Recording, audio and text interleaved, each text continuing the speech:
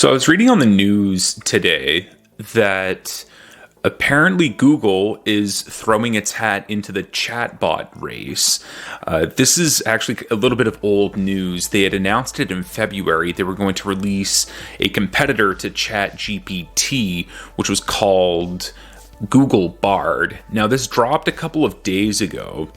And I find this very, very interesting, especially in this sort of ad hoc series that I'm doing, learning more about AI, because Google had made early forays into artificial intelligence. They were one of the first companies to do it, but obviously they had cornered the market on web search and search engine optimization and stuff like that. So maybe they must have thought, okay, well, I guess there's not really much of a point in going too AI heavy when we already have a good thing going.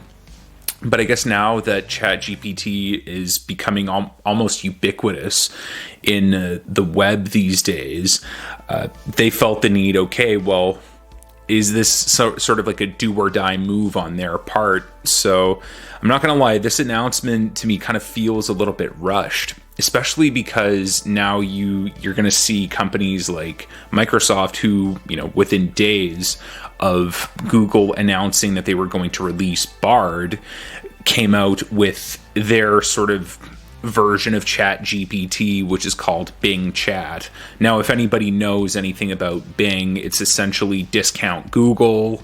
And so I'm not quite surprised that Bing Chat is discount ChatGPT, especially because it uses the same OpenAI language model as it does. But what I find really interesting about Bard is that it's based off of Google's language model called Lambda.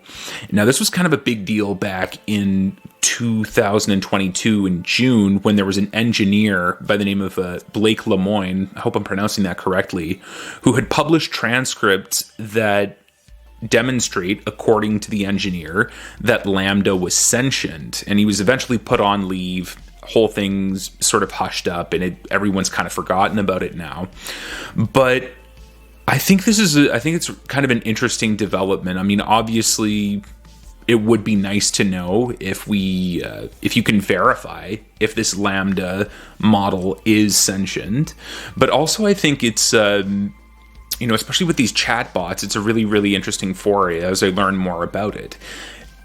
Are these predictive chatbots, these language models, if you will, are they going to replace traditional web search engines? Are they going to replace the way that we access information?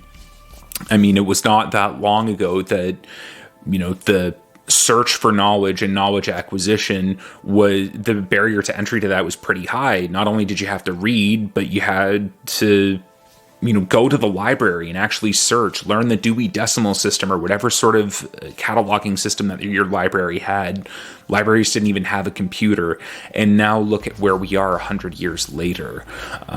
We've made unbelievable strides in order to make knowledge more open source, as it should be. However, at the same time, I guess the question would be, at what cost?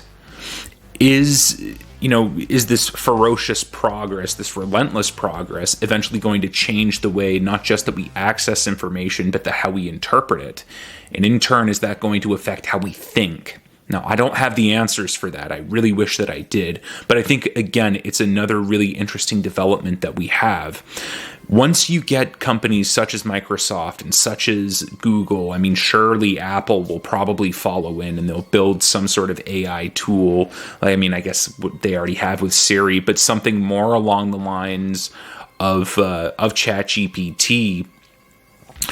I think that, when you see these big companies go out and grasp this with both hands, then they're really onto something, and something eventually is going to change, and it's probably going to change for everybody.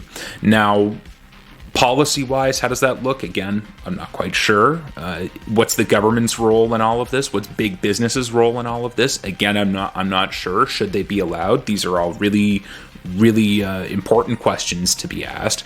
But I do think it's interesting to see if Google Bard will be as successful, if not more successful, than ChatGPT, particularly because, and again, I'm no expert, so maybe somebody down in the comments can help me to actually figure out what the difference is between the two language models. I know, like I said, Bard uses Lambda. I forget what ChatGPT uses. I think it's something by OpenAI. I think it's called AT4 or something like that, but I'll post the actual thing up on the screen here when I figure that out. So anyway, that's my sort of little learning about AI rant for the day. I thought it was a really interesting development that deserves to be shared. But what are your thoughts on the new development? Is this just the last cry of a wounded beast that is Google trying to stay relevant? Or is it the release of something that could potentially revolutionize chatbot searches and the technology as a whole? And perhaps an even better question is, how does Lambda compare to ChatGPT's language model? Is it actually sentient? And of course, how can we prove it?